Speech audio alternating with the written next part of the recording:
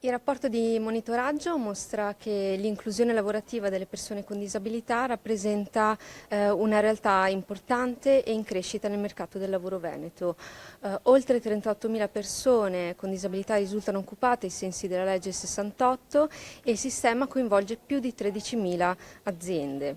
Oltre all'obbligo di assunzione, opera inoltre una rete articolata di politiche attive e di altri strumenti, tra cui le convenzioni di programma che consentono alle aziende di programmare nel tempo l'assolvimento degli obblighi occupazionali e di realizzare quindi dei percorsi di inserimento più graduali e sostenibili.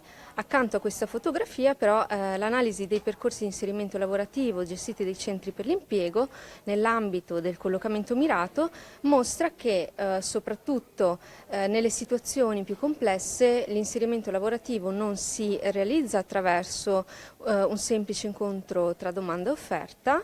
Gli esiti positivi dipendono infatti dall'interazione di caratteristiche della persona, disponibilità delle imprese, risorse e opportunità del territorio e naturalmente anche dalla capacità dei servizi di costruire nel tempo una compatibilità tra questi diversi elementi.